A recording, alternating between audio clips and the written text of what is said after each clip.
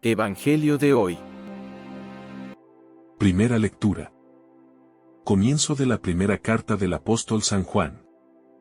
Capítulo 1, versículos 1 al 4. Queridos hermanos, lo que existía desde el principio, lo que hemos oído, lo que hemos visto con nuestros propios ojos, lo que contemplamos y palparon nuestras manos acerca del verbo de la vida. Pues la vida se hizo visible, y nosotros hemos visto. Damos testimonio y os anunciamos la vida eterna, que estaba junto al Padre y se nos manifestó. Eso que hemos visto y oído os lo anunciamos, para que estéis en comunión con nosotros. Y nuestra comunión es con el Padre y con su Hijo Jesucristo. Os escribimos esto, para que nuestro gozo sea completo. Palabra de Dios. Te alabamos, Señor. Salmo responsorial. Alegraos, justos, con el Señor. El Señor reina, la tierra goza.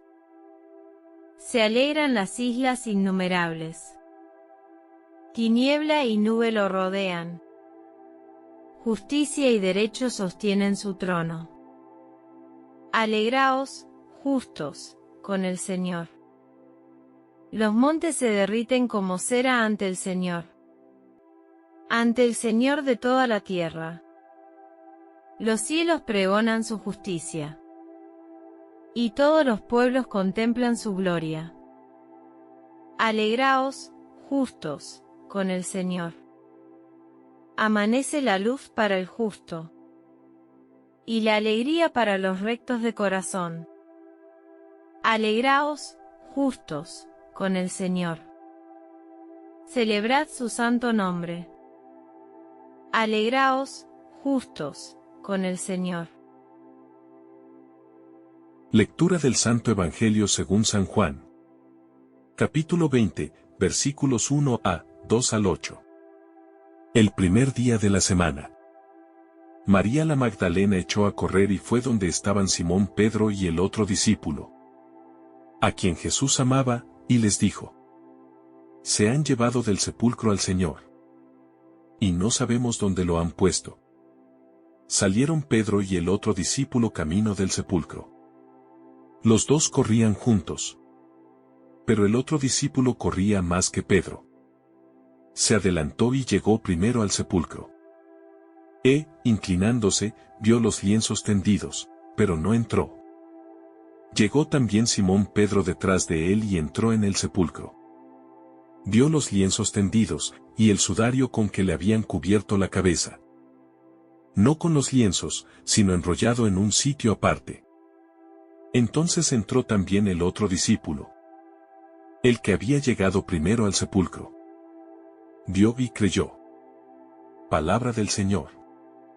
Gloria a ti, Señor Jesús. Reflexión. Queridos hermanos, hoy nuestra Iglesia Católica celebra a San Juan, apóstol y evangelista. San Juan ocupa un lugar único entre los apóstoles de Jesús. El Evangelio lo presenta como el discípulo a quien Jesús amaba, no porque fuera preferido de manera exclusiva, sino porque supo acoger con profundidad el amor del Maestro. Era hijo de Zebedeo y hermano de Santiago el mayor. Junto con Pedro y su hermano, formó parte del grupo más cercano a Jesús, siendo testigo de momentos decisivos como la transfiguración y la agonía en Getsemaní. Juan no fue solo testigo externo, sino discípulo íntimo. En la última cena reclinó su cabeza sobre el pecho del Señor, gesto que simboliza su cercanía y su capacidad de escuchar el latido del corazón de Cristo. Esta experiencia marcó profundamente su vida y su manera de anunciar el Evangelio. Por eso su predicación no se centra tanto en los hechos visibles, sino en el misterio profundo del amor de Dios manifestado en Jesucristo. A él se le atribuye el cuarto Evangelio, que se distingue por su profundidad teológica y espiritual. Juan presenta a Jesús como el Verbo eterno hecho carne, luz verdadera que viene a iluminar a todo hombre. También la tradición de la Iglesia reconoce como suyas las 3 cartas, que llevan su nombre y el libro del Apocalipsis, todos nacidos en el seno de las comunidades joánicas. San Juan estuvo al pie de la cruz cuando muchos huyeron. Allí Jesús le confió a su madre, y desde ese momento Juan la recibió en su casa. Este gesto revela su fidelidad y su papel especial dentro de la comunidad cristiana. Después de la resurrección, Juan continuó anunciando el Evangelio, con un lenguaje sencillo pero profundamente espiritual, centrado en el amor, la verdad y la comunión. Fue el más longevo de los 12. Según la tradición, no murió mártir. Pasó los últimos años de su vida en Efeso, guiando a las comunidades cristianas, enseñando que Dios es amor y que quien permanece en el amor permanece en Dios. Su figura sigue iluminando a la Iglesia como testigo del amor fiel, de la cercanía con Cristo y de una fe vivida desde la intimidad con el Señor. Después tenemos a Santa Fabiola, viuda romana, discípula de San Jerónimo. Ella fue una mujer romana de noble linaje que vivió en el siglo IV. Su vida es un testimonio claro de conversión, penitencia y caridad cristiana. En su juventud llevó una vida marcada por decisiones equivocadas, incluyendo un matrimonio que terminó en separación, y una segunda unión que no estaba en armonía con la fe de la Iglesia. Sin embargo, lejos de quedarse atrapada en su pasado, Fabiola permitió que la gracia de Dios transformara su corazón. Tras la muerte de su segundo esposo, Fabiola vivió una conversión profunda y pública. Vestida con sencillez, se presentó ante la comunidad cristiana para hacer penitencia, reconociendo sus errores con humildad. Este gesto causó gran impacto en Roma y fue visto como un testimonio vivo de la misericordia de Dios, que nunca cierra las puertas a quien se arrepiente sinceramente. Fabiola se convirtió en discípula de San Jerónimo, quien la acompañó espiritualmente y dejó constancia de su vida ejemplar. Movida por la fe y la caridad, puso su considerable fortuna al servicio de los pobres, los enfermos y los abandonados. Fundó uno de los primeros hospitales públicos de Roma, donde ella misma atendía a los enfermos sin distinción, viendo en ellos el rostro sufriente de Cristo. Después de un tiempo, Fabiola peregrinó a Tierra Santa, donde profundizó su vida espiritual y se dedicó al estudio de la Sagrada Escritura. Más tarde regresó a Roma, continuando su obra de caridad y servicio hasta el final de su vida. Su ejemplo mostró que la santidad no consiste en no haber caído nunca, sino en levantarse con humildad y vivir desde el amor recibido de Dios. Santa Fabiola es recordada como modelo de conversión sincera, de penitencia vivida con esperanza y de caridad concreta.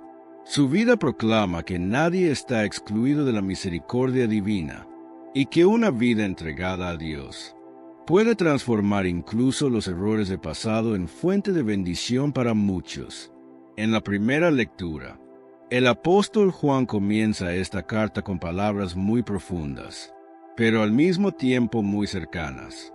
Él habla de lo que existía desde el principio, de lo que ha oído, de lo que ha visto con sus propios ojos, de lo que ha contemplado y de lo que sus manos han tocado. Juan está diciendo que la fe cristiana no es una invención ni una filosofía, sino una experiencia viva y concreta con una persona real, Jesucristo. Juan insiste en los sentidos humanos, porque quiere dejar claro que Jesús no es un mito ni un recuerdo lejano. Él fue escuchado, fue visto, fue tocado, caminó entre los hombres, compartió la vida cotidiana, habló, enseñó, sanó y amó de una manera visible y cercana. El Verbo de la vida se hizo carne y entró en nuestra historia. Dios no se quedó distante, se hizo cercano, se dejó encontrar y se dejó tocar. Esto es muy importante para nuestra fe. Creer en Cristo no es solo aceptar una doctrina, es encontrarse con Él. La fe comienza cuando dejamos que Jesús entre en nuestra vida concreta, en nuestra historia, con todo lo que somos y con todo lo que llevamos dentro. Así como Juan tuvo una experiencia real con el Señor, también nosotros estamos llamados a tenerla, no de la misma manera física, pero sí de forma espiritual y profunda. Muchas veces podemos caer en una fe fría, aprendida solo de memoria, sin experiencia personal. Juan nos recuerda que la fe verdadera nace del encuentro. Cuando uno se encuentra con Cristo, la vida cambia, la mirada se transforma y el corazón comienza a vivir de otra manera. No es lo mismo hablar de Jesús que haberlo encontrado. No es lo mismo saber de que caminar con Él. El apóstol llama a Jesús el verbo de la vida, porque en Él está la vida verdadera, la que no se acaba, la que da sentido a todo. Quien se encuentra con Cristo no solo aprende algo nuevo, sino que comienza a vivir de una manera nueva. La fe cristiana es vida que se recibe, vida que se comparte y vida que se transforma en testimonio. Después de hablar de su experiencia con Jesús, Juan da un paso más y nos dice algo muy claro, lo que hemos visto y oído. Eso anunciamos. La experiencia con Cristo no se guarda solo para uno mismo. El encuentro verdadero con el Señor siempre lleva al anuncio. Cuando alguien ha sido tocado por Dios, no puede quedarse callado. Juan no anuncia para hacerse importante ni para sobresalir. Anuncia para que otros entren en comunión. El objetivo del anuncio no es impresionar, sino unir. Él dice que proclama a Cristo para que también ustedes estén en comunión con nosotros.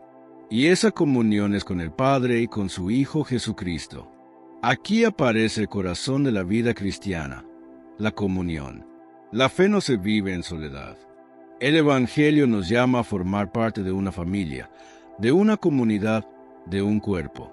Anunciar a Cristo es invitar a otros a compartir una misma vida, una misma esperanza y un mismo amor.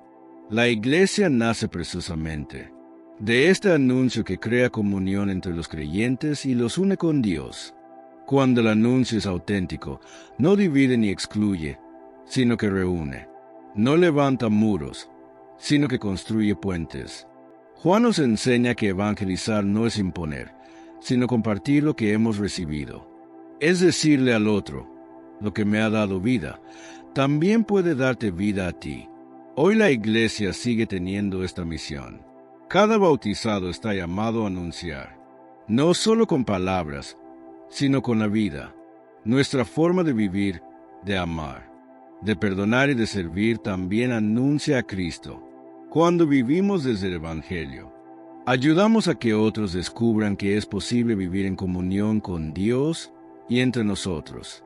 El anuncio cristiano siempre tiene un rostro comunitario.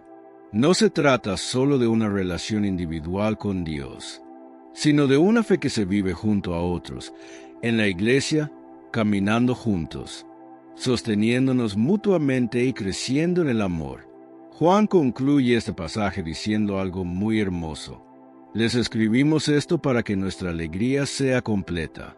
La fe cristiana no es tristeza, no es carga, no es peso. La fe es alegría. Una alegría profunda que nace del encuentro con Cristo y de la comunión con los hermanos. No se trata de una alegría superficial o pasajera.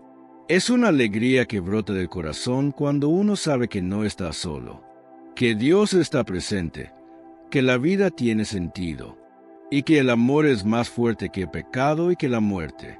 Esta alegría no depende de que todo vaya bien, sino de saber en quién hemos puesto nuestra confianza. Juan ha caminado con Jesús, ha sufrido, ha visto la cruz, pero también ha experimentado la resurrección. Por eso puede hablar de una alegría plena. La verdadera alegría cristiana nace cuando vivimos unidos a Dios y unidos entre nosotros. Cuando falta la comunión, la alegría se apaga. Cuando se rompe la relación con Dios o con los hermanos, el corazón se entristece. La alegría cristiana se alimenta del anuncio, de la fe compartida y de la vida vivida en el amor. No es una alegría egoísta, es una alegría que se multiplica cuando se comparte. Cuanto más anunciamos a Cristo, más crece la alegría. Cuanto más vivimos el Evangelio, más se fortalece el gozo interior. El cristiano está llamado a ser testigo de la alegría del Evangelio.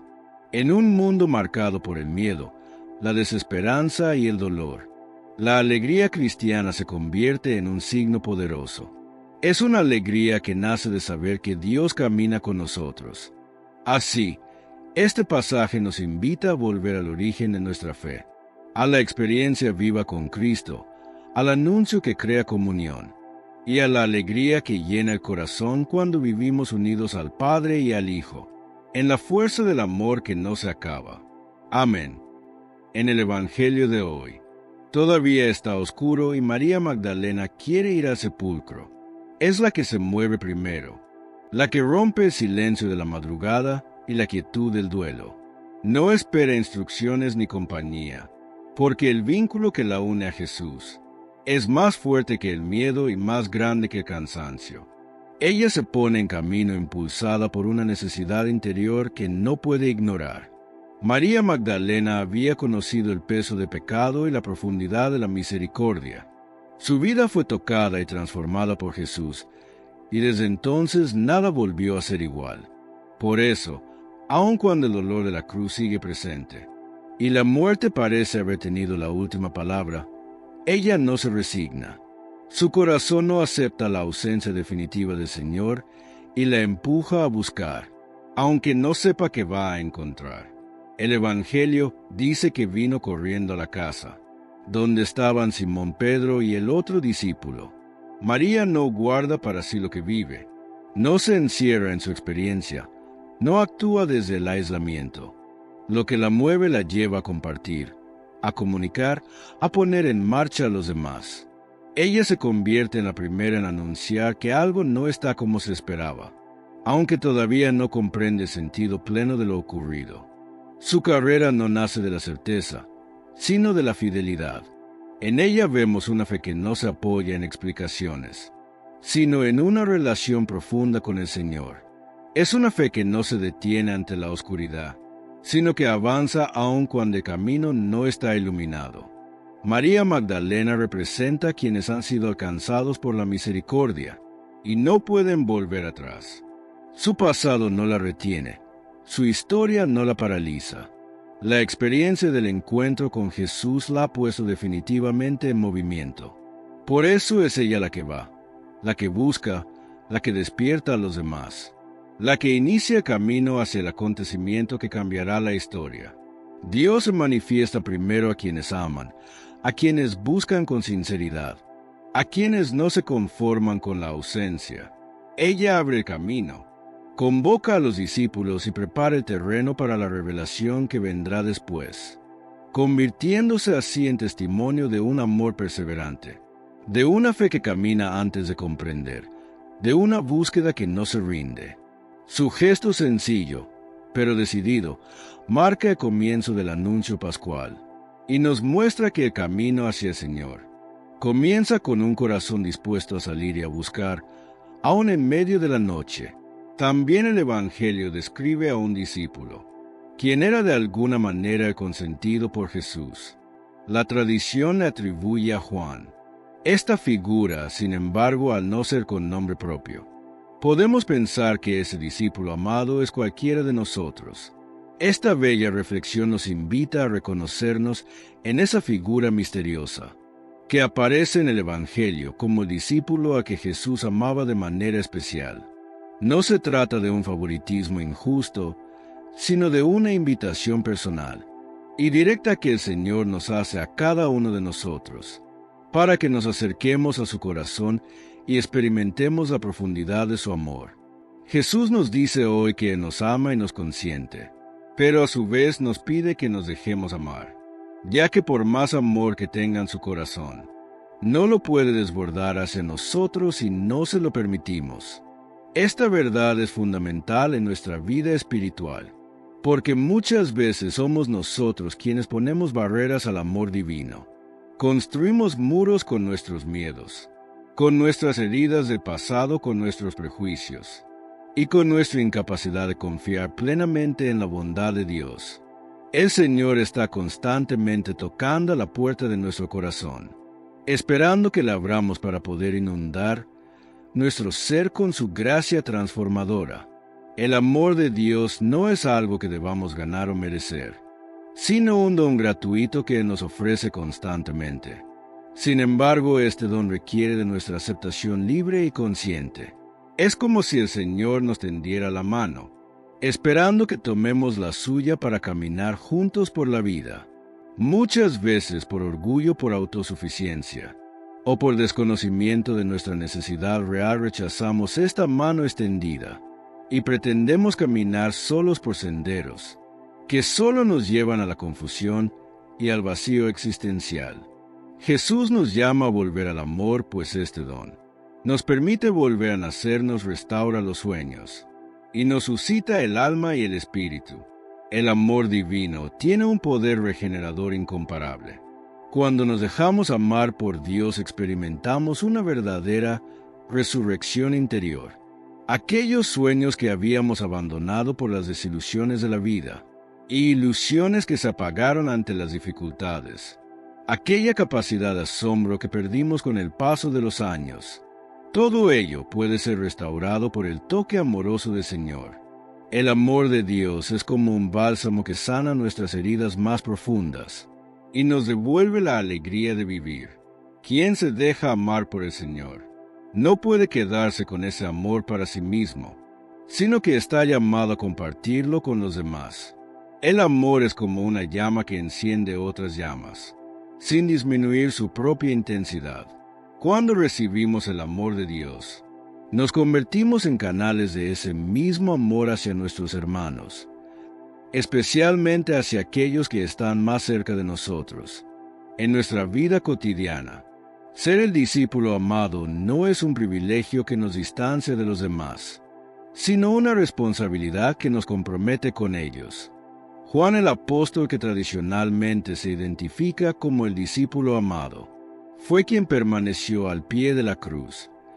Cuando los demás habían huido, fue quien acogió a María como madre, y fue quien corrió al sepulcro movido por el amor que había experimentado.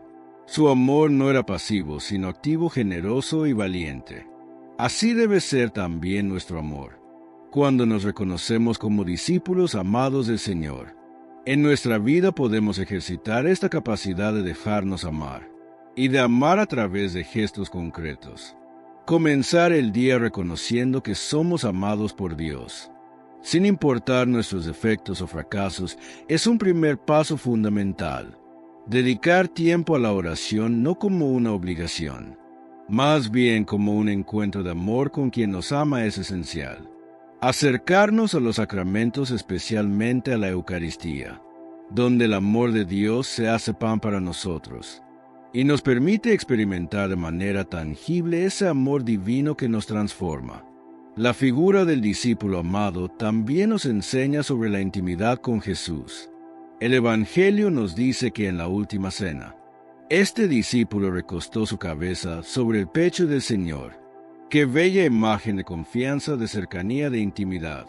Dios no quiere tener con nosotros una relación fría y distante, sino una relación de amistad profunda, donde podamos compartir nuestras alegrías y nuestras tristezas, nuestros éxitos y nuestros fracasos, nuestras esperanzas y nuestros temores.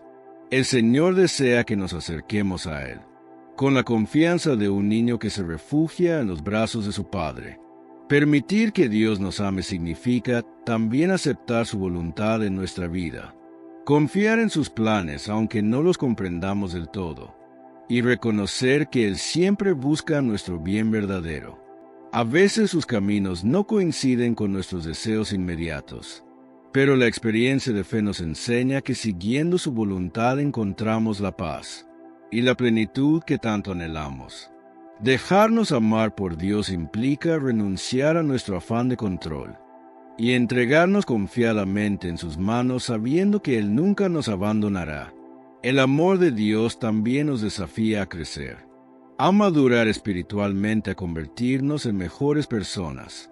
No es un amor que nos deja como estamos, sino que nos impulsa a la transformación, como el escultor que con amor y paciencia va dando forma a la piedra bruta, así Dios trabaja en nosotros, quitando lo que nos hace daño, puliendo nuestras asperezas y sacando a la luz la belleza que llevamos dentro. Este proceso puede ser doloroso a veces, pero siempre es motivado por el amor y orientado hacia nuestro bien. Reconocernos como discípulos amados nos da una identidad sólida y segura. No necesitamos buscar nuestra valía en los logros externos, en la aprobación de los demás o en los bienes materiales. Nuestra dignidad radica en ser amados por Dios de manera incondicional e infinita. Esta certeza nos libera de muchas esclavitudes y nos permite vivir con mayor paz, alegría y libertad interior. Ser el discípulo amado es la vocación más hermosa que podemos tener, y está al alcance de cada uno de nosotros, si nos abrimos al amor transformador del Señor. La carrera por alcanzar la santidad no se debe esperar, por eso es necesario ser atletas del Evangelio, que se esfuerzan por llegar pronto a la meta de la salvación, de arrepentimiento y de la conversión. Esta imagen de los discípulos corriendo hacia el sepulcro nos presenta una urgencia espiritual que muchas veces olvidamos en nuestra vida cristiana.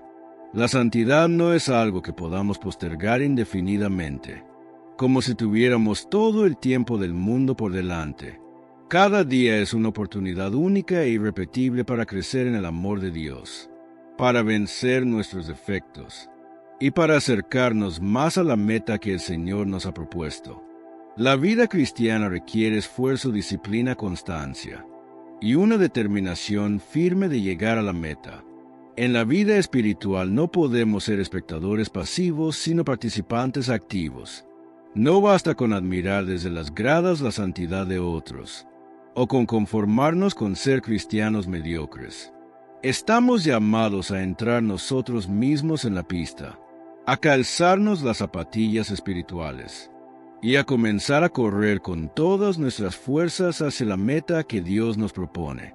La diferencia con las competencias deportivas es que en la carrera de la salvación todos pueden llegar a la meta y recibir el premio si perseveran hasta el final.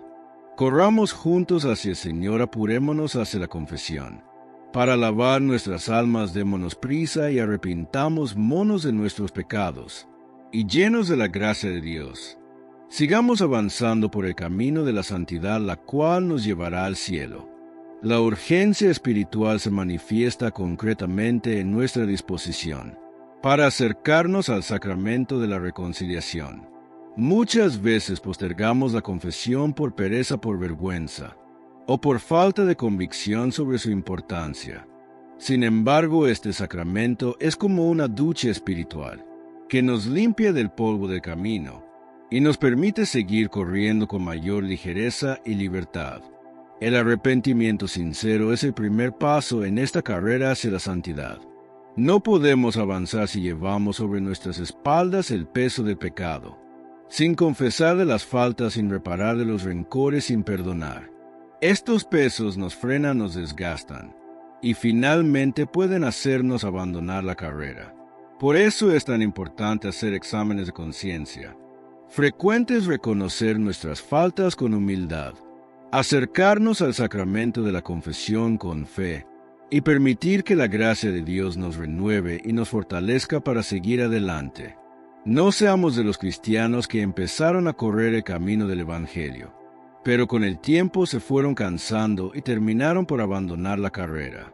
Esta advertencia es muy actual en nuestros días.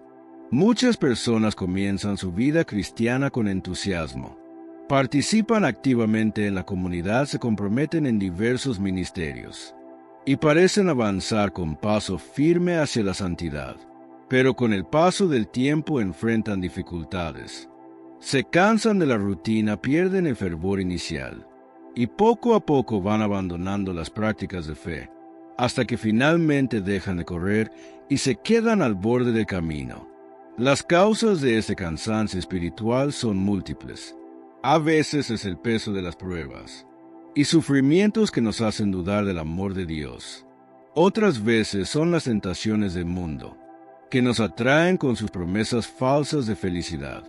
También puede ser el desánimo ante nuestros propios fracasos Cuando vemos que caemos una y otra vez en los mismos pecados, y perdemos la esperanza de poder cambiar, o simplemente la comodidad y la pereza que nos hacen preferir el sofá espiritual al esfuerzo de seguir corriendo, demostremos que somos atletas de Cristo, que llevan las antorchas de la salvación por el mundo, y quienes sin desmayar luchamos por un mundo mejor.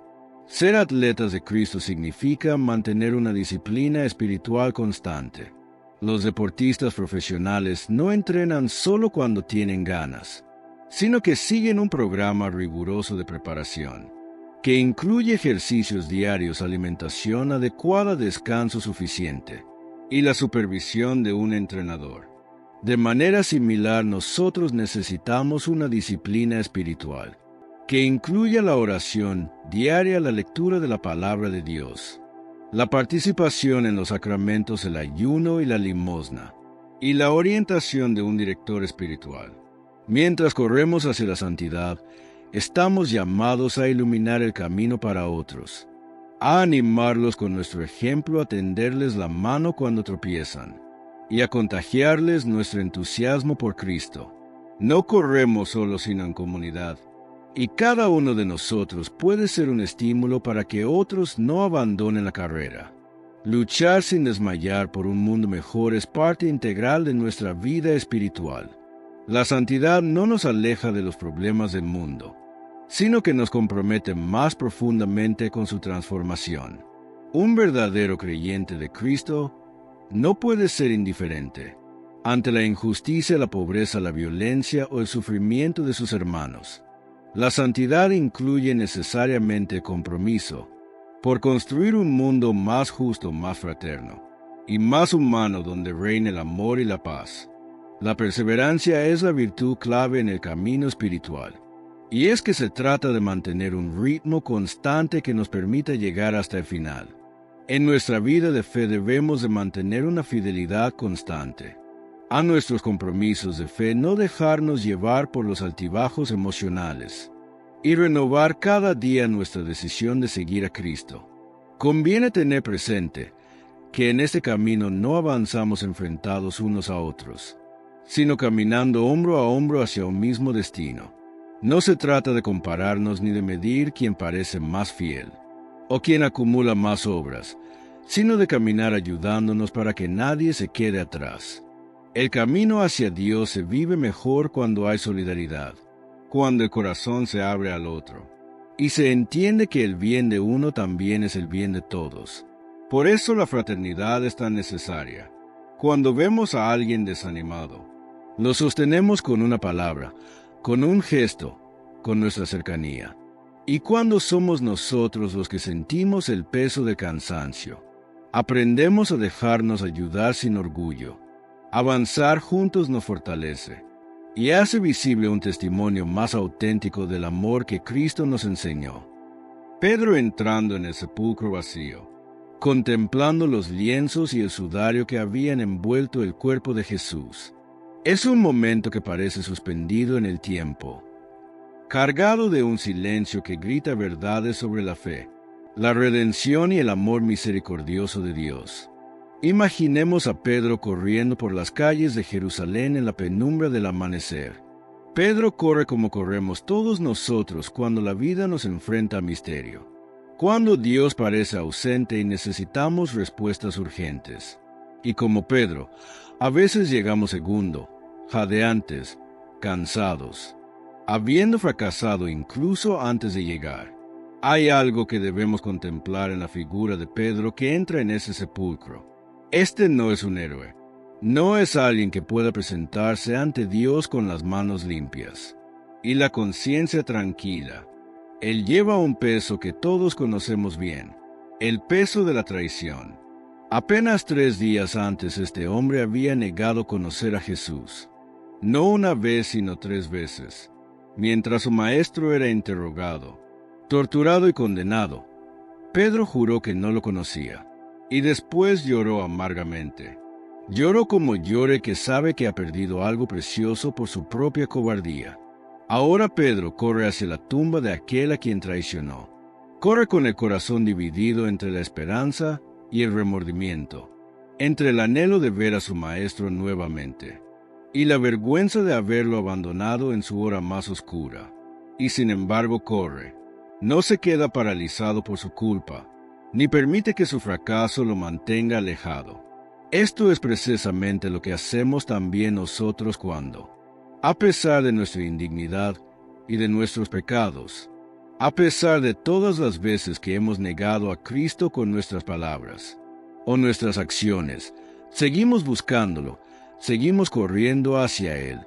El otro discípulo llegó primero, pero se quedó afuera mirando desde el umbral. Pedro, sin embargo, con esa impetuosidad que tanto lo caracteriza, no se detiene.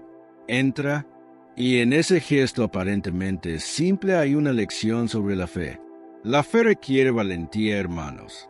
No la valentía de los héroes sin miedo, sino la valentía del que tiene miedo y aún así avanza. La valentía del pecador que se acerca al misterio sabiendo que no merece estar allí, pero que va de todas formas, porque la necesidad de Cristo es más grande que la conciencia de su propia indignidad. Pedro entra en la oscuridad del sepulcro y entonces contempla. El Evangelio usa esa palabra específica, contempló. No simplemente miró de reojo o echó un vistazo rápido. Contempló. Y hay una diferencia entre mirar y contemplar. Contemplar requiere tiempo, silencio, requiere abrir no solo los ojos sino el corazón. En ese momento no se está tratando de resolver un acertijo o de llegar a conclusiones. Está simplemente permitiendo que la realidad de lo que ve penetre en su alma. Y lo que el apóstol contempla es extraordinario en su aparente simplicidad. Los lienzos puestos en el suelo y el sudario que había cubierto la cabeza de Jesús, separado, doblado en un lugar aparte. Pedro está contemplando la evidencia de lo imposible hecho posible. Está viendo con sus propios ojos que la muerte, ese poder que parece absoluto e irrevocable, ha sido vencida. Y si la muerte puede ser vencida, si lo que parecía definitivo puede revertirse, entonces tal vez, solo tal vez, también su traición puede ser redimida. También su fracaso puede ser transformado. También él puede tener una segunda oportunidad. En el sepulcro vacío se encuentra evidencia de la resurrección de Cristo. Encuentra también la posibilidad de nuestra propia resurrección. Porque todos necesitamos resucitar, hermanos. Todos necesitamos que Cristo nos levante de nuestras propias muertes.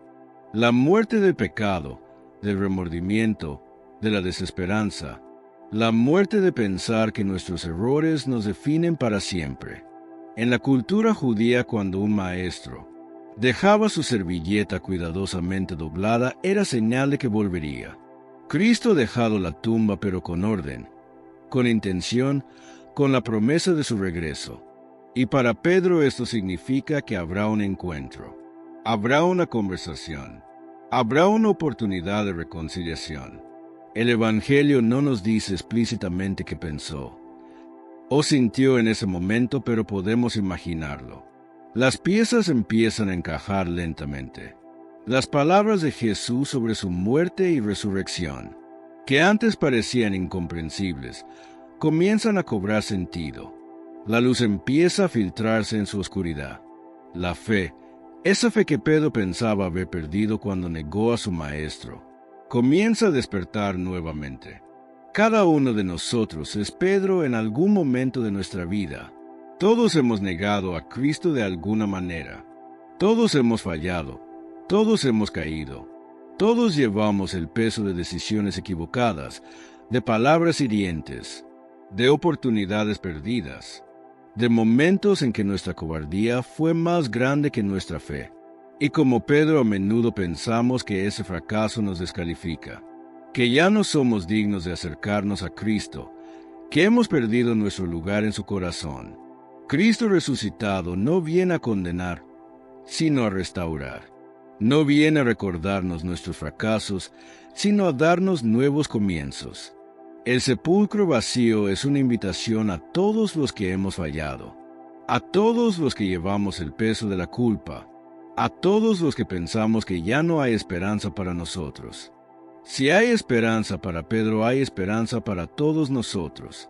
Si el que negó a Cristo 3 veces pudo convertirse en la roca sobre la que se edificaría la iglesia, entonces verdaderamente ninguno de nosotros está más allá de la redención. Si Pedro pudo pasar de las lágrimas amargas de su traición a la contemplación esperanzada de la resurrección, entonces también nosotros podemos hacer ese viaje. La fe no es cuestión de perfección, sino de perseverancia. No es cuestión de nunca caer, sino de levantarse cada vez que caemos. No es cuestión de méritos propios, sino de confianza en la misericordia infinita de Dios. Pedro entró en aquel sepulcro como un hombre marcado por el fracaso y salió transformado. La contemplación del misterio lo cambió. La evidencia de la resurrección lo restauró. Pensemos en lo que esto significa para nosotros. Cuando sentimos que hemos fallado demasiadas veces, pensamos que Dios debe estar cansado de perdonarnos. Cuando la vergüenza de nuestros pecados nos mantiene alejados de la iglesia, de los sacramentos, de la oración, recordemos a Pedro. Recordemos que negó a Cristo y aún así Cristo lo buscó, lo restauró, lo convirtió en el líder de su iglesia. La misericordia de Dios es más grande que todos nuestros pecados juntos.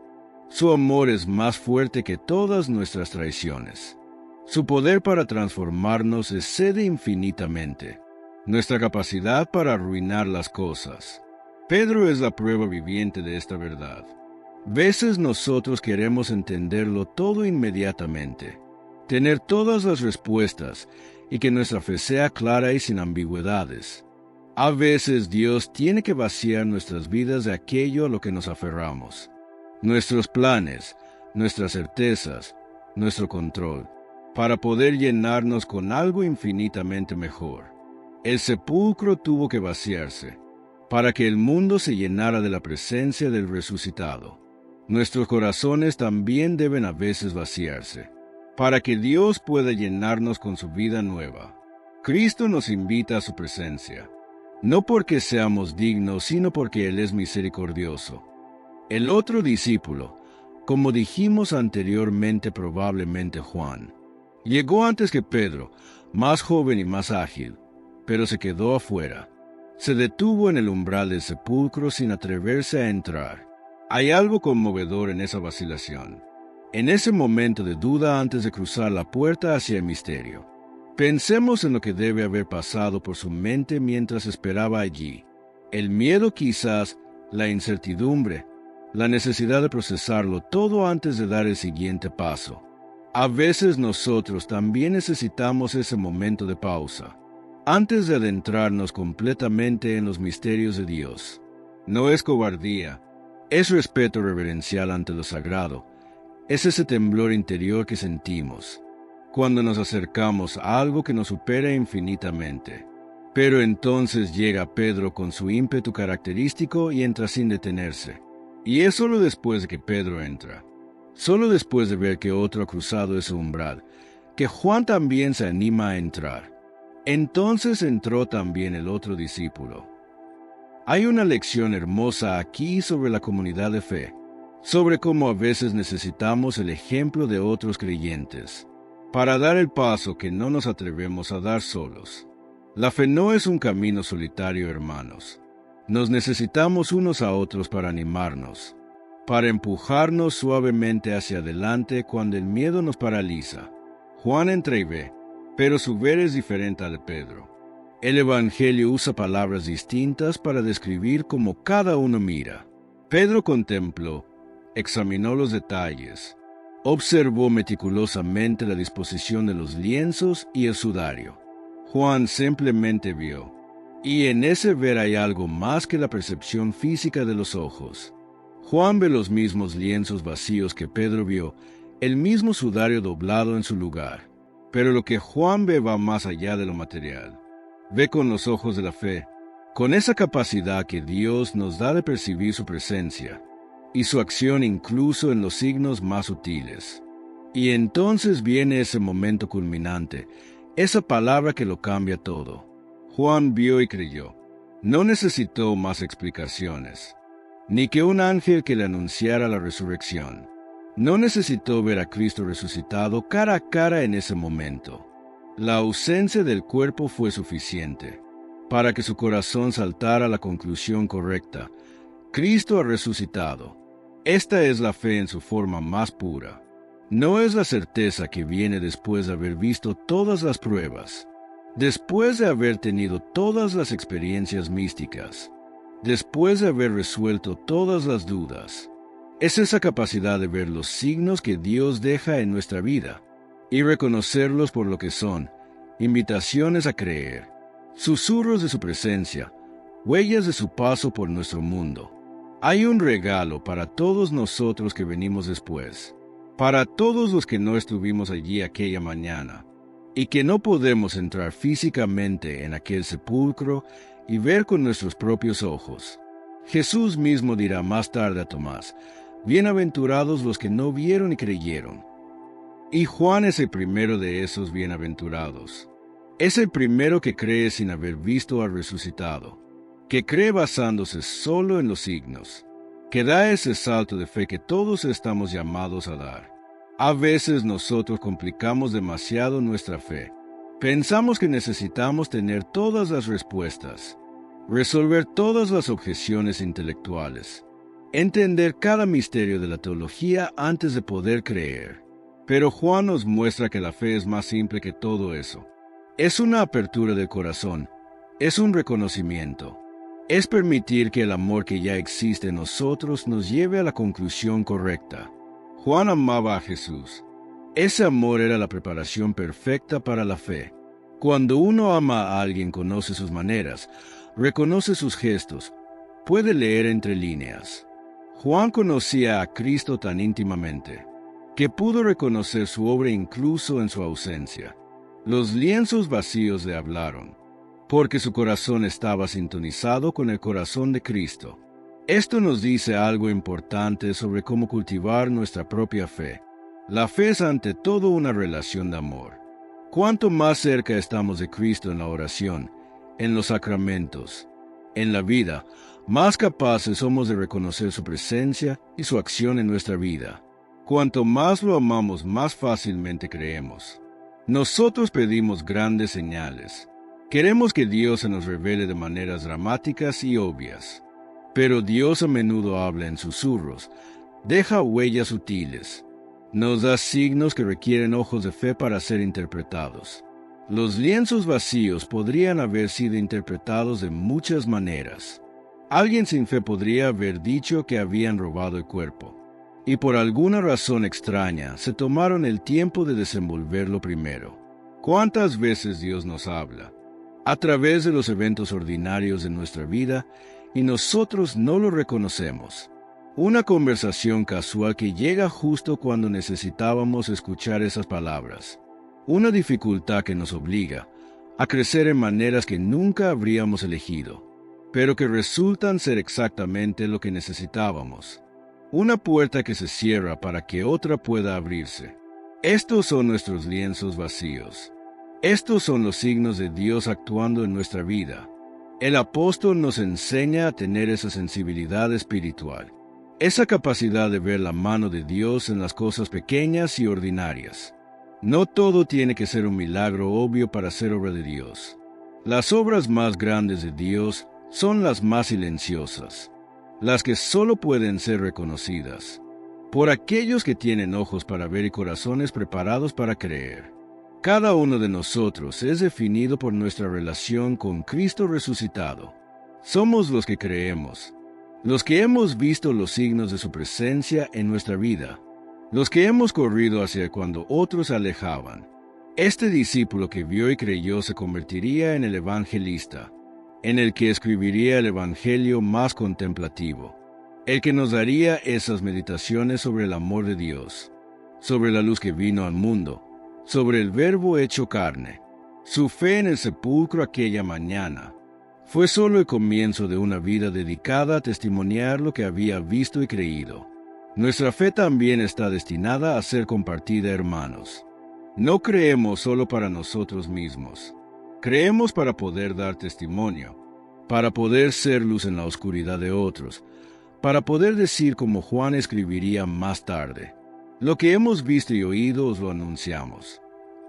La fe personal lleva naturalmente a testimonio público.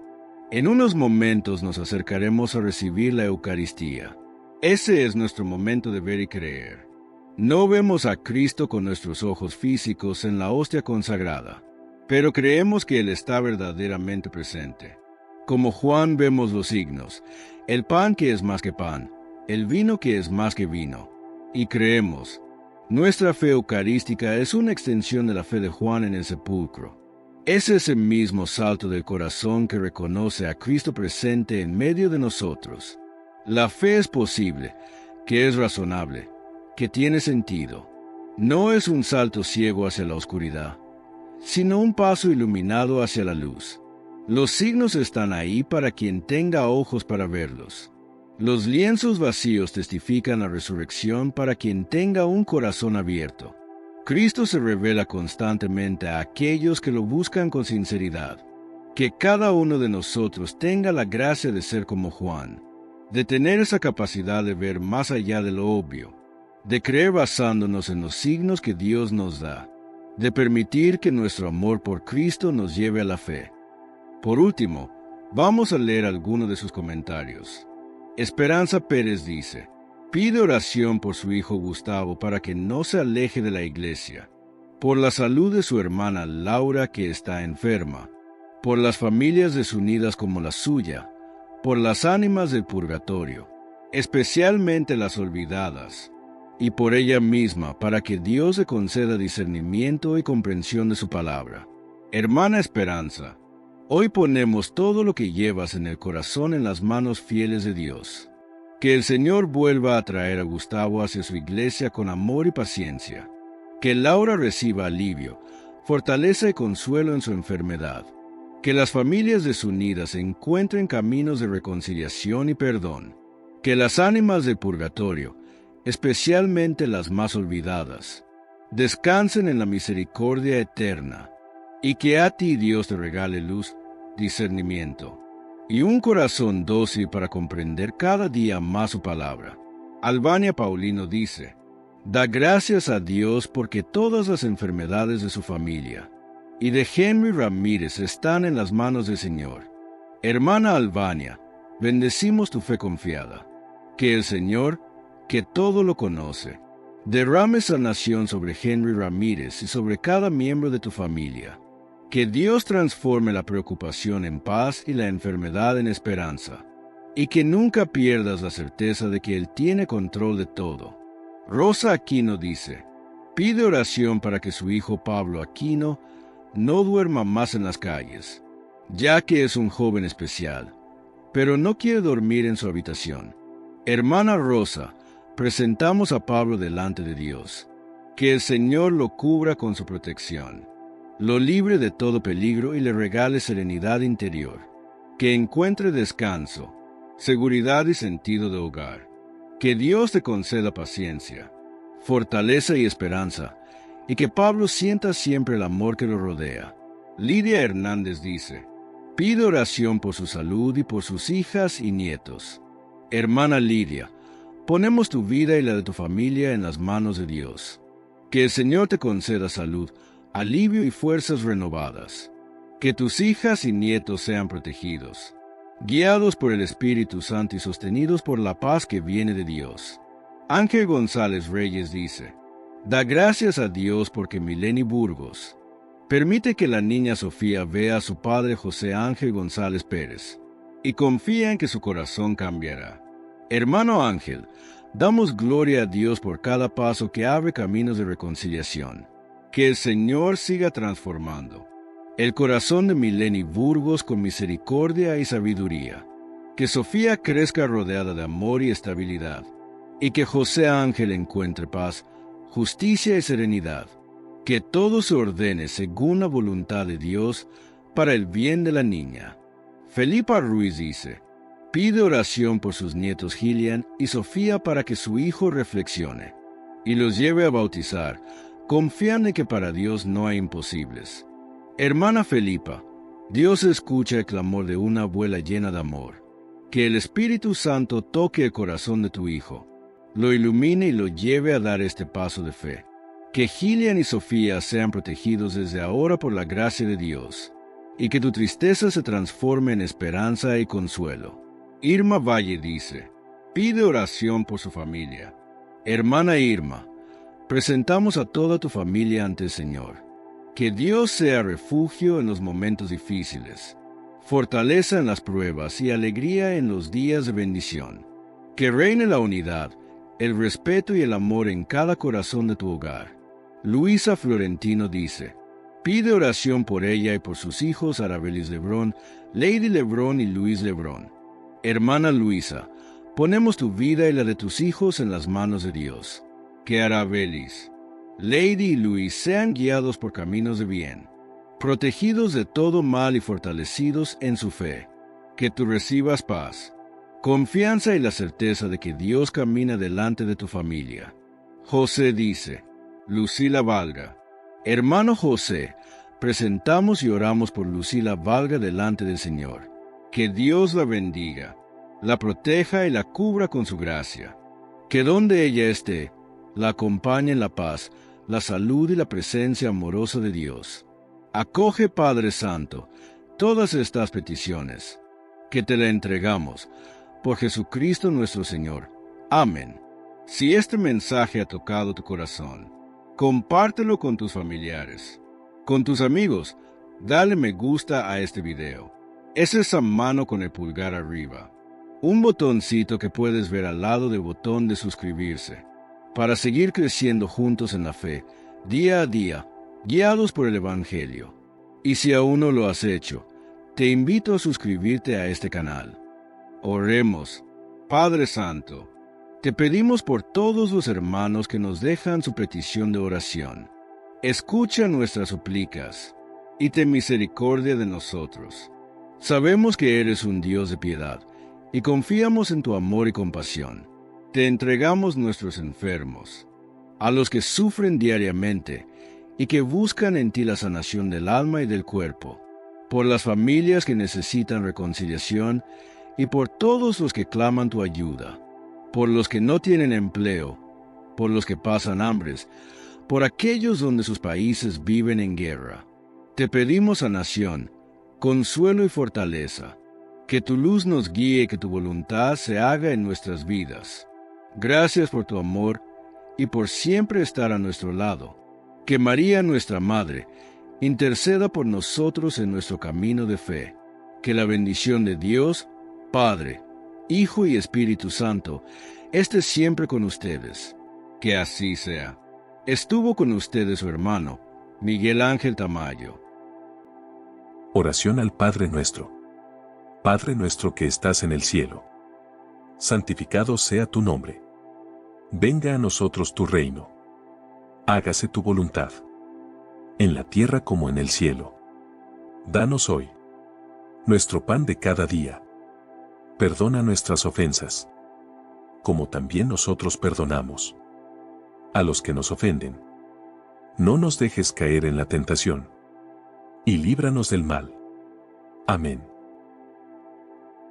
Si quieres que oremos por ti, te dejaremos un enlace en la descripción, o si lo prefieres en la cajita de los comentarios.